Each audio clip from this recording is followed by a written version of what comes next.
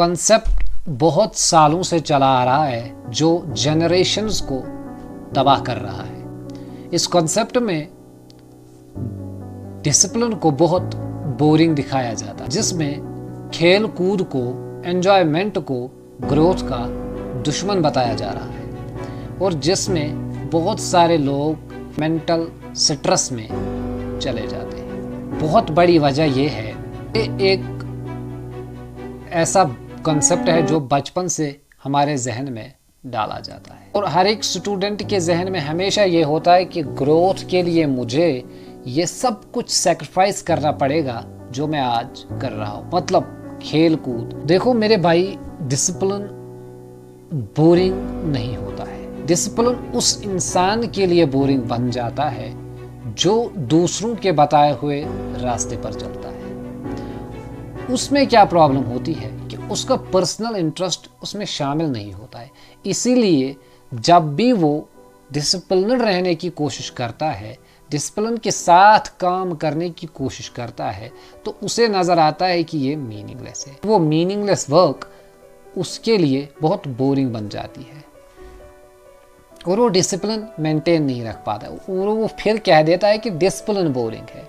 और इसी दौरान इसी का एक और रिजल्ट ये है कि उसको लगता है कि ये मकाम हासिल करने के लिए, ग्रोथ पाने के लिए मुझे बहुत सारे सैक्रिफाइसेस करने पड़ेंगे और करने पड़ रहे हैं। अगर कोई सफ़र में है तो उसे लग रहा है कि मुझे बहुत सारे सैक्रिफाइसेस करने पड़ रहे हैं, क्योंकि उसका दिल उस चीज़ में नहीं होता है। जब हम दूसरों की बातों में आकर कोई करियर चुनते हैं, कोई रास्ता चुनते हैं, तब हमारे साथ ऐसा ही होता है। लेकिन यहाँ पर कहानी डिफरेंट है।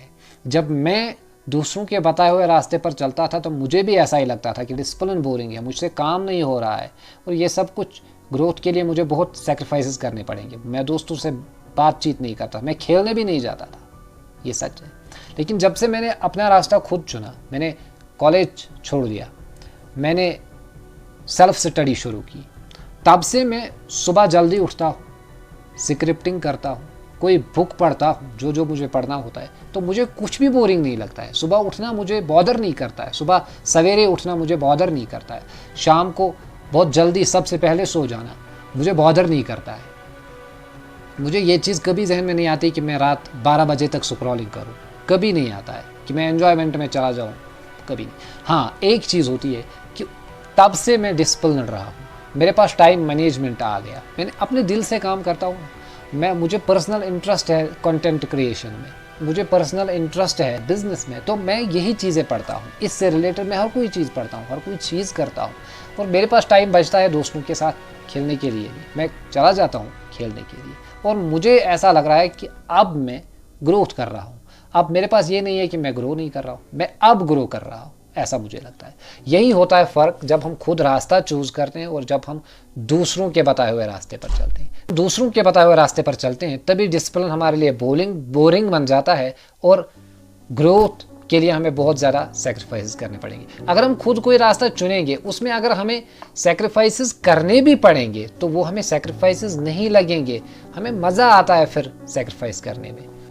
जब इंसान का पर्सनल इंटरेस्ट शामिल हो उसके पर्पस में, जब उसका पर्पस क्लियर हो, तो फिर डिसिप्लिन उसके लिए पनिशमेंट नहीं, डिसिप्लिन उसकी आइडेंटिटी बन जाता है। इसीलिए खुद अपना रास्ता चुनो, डिसिप्लिन से प्यार करना सीख जाओ, डिसिप्लिन के साथ रहना सीख जाओ, टाइम मैनेजमेंट लाओ अपनी ज़िंदगी में और तुम बहुत ज़्यादा ग्रोथ करोगे। अपना रास्ता खुद चूज़ करने का सबसे बड़ा फ़ायदा ये है कि जब करियर में चॉइस हमारी अपनी हो, हमारे काम में हमारा पर्सनल इंटरेस्ट शामिल हो, तब ग्रोथ और एन्जॉयमेंट दोनों अलाइन होकर एक ही रास्ते पर आ जाते हैं और हम सब कुछ मैनेज कर पाते हैं। तब सक्सेस हमारे लिए या डिसिप्लिन हमारे लिए बोरिंग नहीं बनता है और ग्रोथ के लिए कोई सैक्रिफाइस करना हमारे लिए हमें फिर बॉदर नहीं करता है।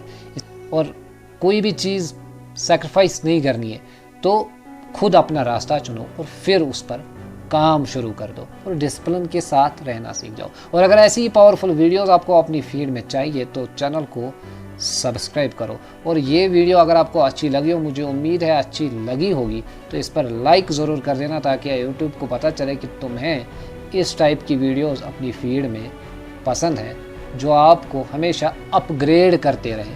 तो वीडियो को लाइक ज़रूर कर दें।